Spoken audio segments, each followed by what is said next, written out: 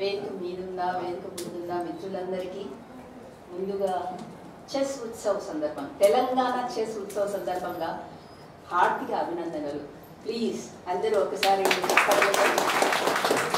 ఈ తెలంగాణ ఉత్సవాన్ని చెస్ ఉత్సవాన్ని జరుపుకుంటున్నందుకు అండ్ దెన్ ముందు ముందు కొనసాగించబోతున్నందుకు కూడా అభినందనలు చెప్తున్నాను. ఒకటి చైనాలో ఒక సామెత ఉంటుంది, మన పంట ఎంత చేతికి వచ్చిందని కాదు ఎన్ని విత్తనాలు నాటామా అన్నది. ఈరోజు ఇక్కడ ఒక గీత చాలు మనకి.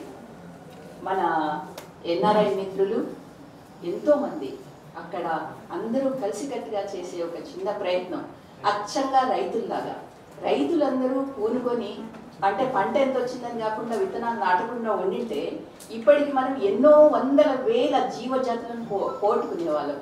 సరిగ్గా అట్లాగే వాళ్ళంతా పూనుకొని ముందుకు అడుగు వేయకపోతే ఈరోజు మనం అందరం ఇక్కడ కలిసే వాళ్ళకు కూడా కాదు. ఆ మిత్రులందరూ అంటే నాకు ఈ సందర్భంగా ఒక విషయం గుర్తొస్తుంది. మనం అంటుంటాం, మనం చరిత్ర పుస్తకాల్లో చదువుతాం, స్వాతంత్రోద్యమ సమయంలో అంత గాంధీజీ జోలు పట్టుకొని బయటికి వెళ్తే ఆయనకి ఆడవాళ్ళంతా తల్లులంతా వాళ్ళ పై మీద ఉన్న ఆభరణాలు తీసి ఇచ్చేశారట ఉద్యమం కోసం. కానీ తెలంగాణలో తల్లులందరూ వాళ్ళ పిల్లల్నే విరాళంగా ఇచ్చి తెలంగాణని సాధించుకున్నారు. వందల వేల మంది పిల్లలు తెలంగాణ కోసం, కలలు కన్న తెలంగాణ కోసం తల్లులు విరాళంగా ఇచ్చేశారు. అలాంటి తల్లులకి తామేం చేయగలరు?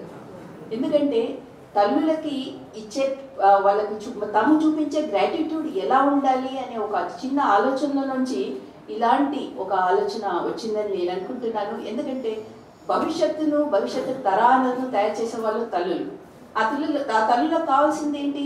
వాళ్ళ పిల్లల మెదడుకి పదును పెట్టడం కంటే గొప్ప కానుక ఉండదు.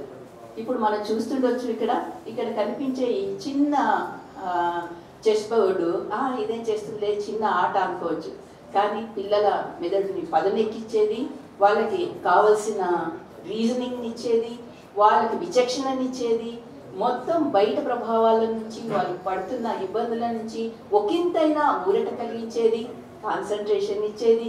ఇలాంటివన్నీ పక్కకు పెడితే మనం మనుషులతో సంబంధాలని ఎట్లా కొనసాగించవచ్చు, స్నేహాలను ఎట్లా పెంచుకోవచ్చు అని చెప్పడానికి కూడా ఇది తోడ్పడుతుంది. నేను తెలంగాణ తల్లుల ఉదాహరణ ఎందుకు చెప్పానంటే సరిగ్గా ఆ బ్యాక్గ్రౌండ్లో నుంచే మన ఎన్ఆర్ఐస్ అందరూ అక్కడ ఒకటయ్యారు. 2000 సంవత్సరంలో నేను అప్పట్లో యూనివర్సిటీ ఆఫ్ షికాగోలో నేను కూడా పనిచేస్తున్నాను ఫ్యాకల్టీ మెంబర్గా.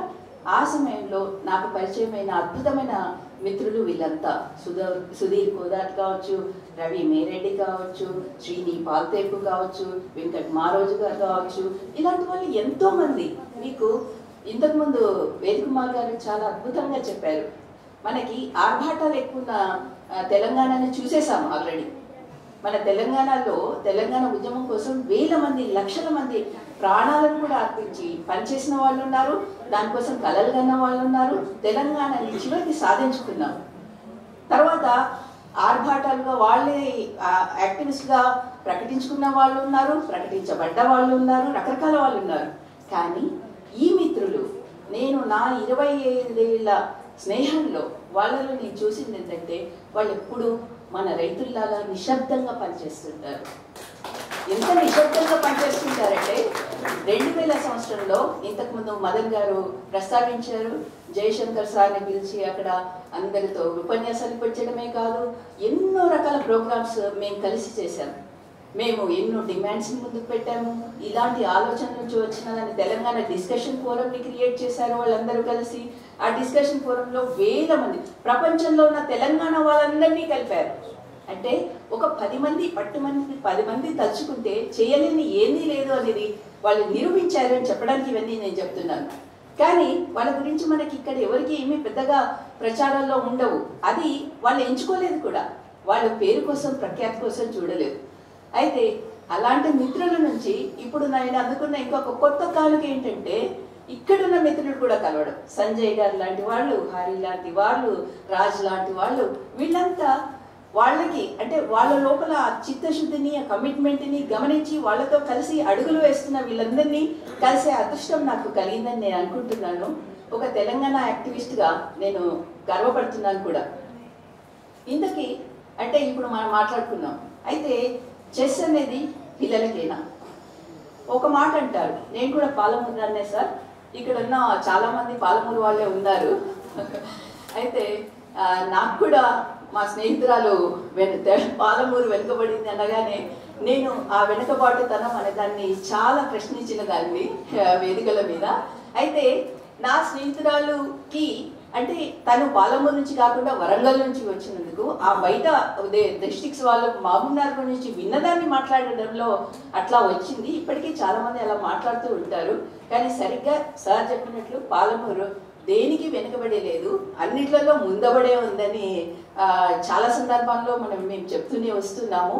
దానికి చెప్పడమే కాదు, దానికి నిదర్శనాలు ఈరోజు చాలా చక్కగా శ్రీధర్ గారు చాలా అద్భుతంగా ఆవిష్కరించారు.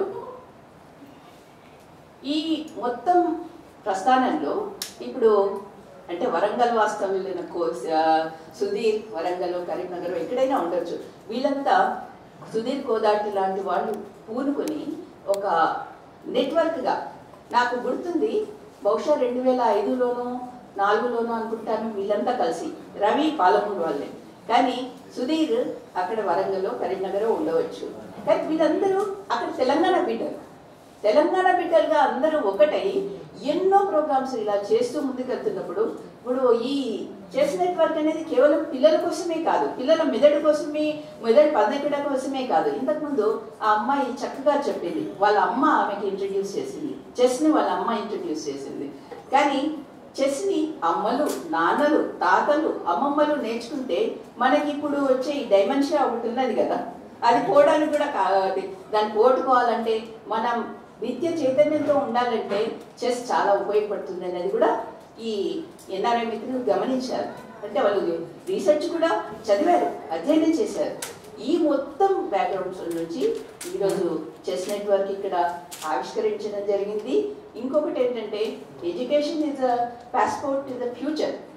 కానీ ఉట్టి ఎడ్యుకేషన్ అనేది ఇప్పుడు కేవలం ఉద్యోగాలకే పరిమితం అవుతుందని ఒక ఆలోచన ఉన్న సందర్భంలో మామూలుగా ఎడ్యుకేషన్ అనేది వివేకానికి సంబంధించింది, మానవత్వానికి సంబంధించింది, అన్నీ కలగలుపుకొని సమస్త శక్తులను వికసింపజేసేది అని చెప్పడానికి ఈ చెస్ బోర్డు ఒక ఆయుధంగా మారుతుందని ఇంతకు ముందు గొప్ప ఉపాధ్యాయులు మన ముందు ఆవిష్కరించారు కనుక ఆ ఉపాధ్యాయులు, ఇక్కడున్న పిల్లలు, పెద్దలు అందరూ మనందరం మనవంతుగా మన ఎన్ఆర్ఐ మిత్రులకి, నేను ఇప్పుడు తిరిగి వచ్చేసాను, నేను ఇప్పుడు పాలమూరు దాన్ని, తెలంగాణ దాన్ని, ఎన్ఆర్ఐని కాదు, నేను ఎన్ఆర్ఐ ఎప్పుడు కాదు, నేను విజిటింగ్ ప్రొఫెసర్గా అక్కడ ఉన్నాను. సో మనందరం మనవంతుగా వాళ్ళకి అండగా నిలబడి మన చేతనైనంత ముందుగా మనకు చెస్ రాకపోతే చెస్ నేర్చుకుందాం, అది మొదటి అడుగు అవుతుంది. ఈరోజు గీత చెప్పినట్లుగా మనమందరం ఎవ్రీడే ఒక వండర్ఫుల్ చెస్ డేగా నిర్ణయించుకుందాము. ఈ సందర్భంగా నేను గీతని ఒక్కసారి వేదిక మీదకి రమ్మని, నాకు ఆమెని ఎలా అభినందించాలో, అంత అద్భుతమైన సందేశాన్ని ఇచ్చినందుకు ఎలా గౌరవించుకోవాలో నాకు అర్థం కావడం లేదు. ఈరోజు నేను ఒక గొప్ప వ్యక్తిని కూడా కలిశాను, ఇంకొక గొప్ప వ్యక్తి అంటే ప్రకృతి ప్రేమ్ సురేష్ గారు.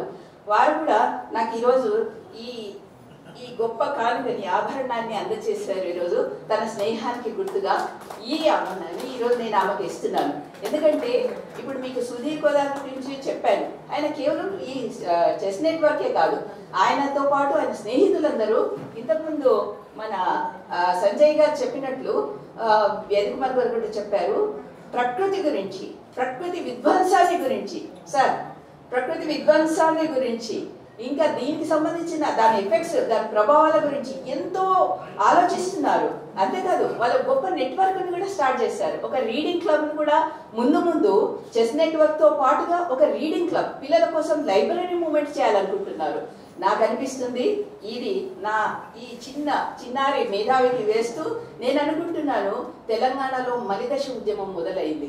తెలంగాణ వచ్చిన తర్వాత మొదలయ్యే ఈ మలిదశ ఉద్యమము దానికి ఇది ఒక ట్రాన్స్ఫర్మేటివ్ చేంజ్కి దారి తీస్తుందని నేను గట్టిగా నమ్ముతున్నాను. నేను ఈ సందర్భంగా ఈమెకి ఇది సన్మానిస్తున్నాను. సార్ మీరు ఒక్కసారి అండి. వీరు సురేష్ గారు కూడా తను చేస్తున్న ఉద్యోగాన్ని వదిలేసి కేవలం ప్రకృతి కోసం, ప్రకృతి ప్రేమిగా దేశమంతా తిరుగుతూ ప్రకృతి విధ్వంసం ఎన్ని నాశనాలకు దారితీస్తుందని చెబుతూ అందరినీ జనాన్ని అవేర్నెస్ లో తీసుకొస్తున్న వారికి కూడా, వారి నల్గొండ బిడ్డ వారికి కూడా ఈ సందర్భంగా ధన్యవాదాలు చెప్తూ, మనమందరం కలిసి నడిస్తే మొత్తం తెలంగాణ ఇప్పుడు ఏదైతే చెస్ని సామాజిక తెలంగాణ కోసం సాధించుకోవడమో, వైజ్ఞానిక తెలంగాణ కోసమో కాదు, ఇంకా అన్నిటికీ మించిన మానవీయ తెలంగాణ దిశగా మరింత ముందుకు వెళ్తామని నేను గట్టిగా నమ్ముతూ ఈ సందర్భంగా వచ్చిన అంటే ఎన్ఆర్ఐ మిత్రుల తరపు నుంచి మీకు కృతజ్ఞతలు చెప్తున్నాను, ధన్యవాదాలు చెప్తున్నాను. వాళ్ళ తరపు నుంచి మిమ్మల్ని ఒకటి అడుగుతున్నాను, అండగా నిలవమని. తర్వాత మనందరి తెలంగాణ వాళ్ళందరి తరపు నుంచి ఎన్ఆర్ఐ మిత్రులకి అభినందనలు, ధన్యవాదాలు. మీతో మేము ఉంటామని వాగ్దానం చేస్తూ thank you very so much.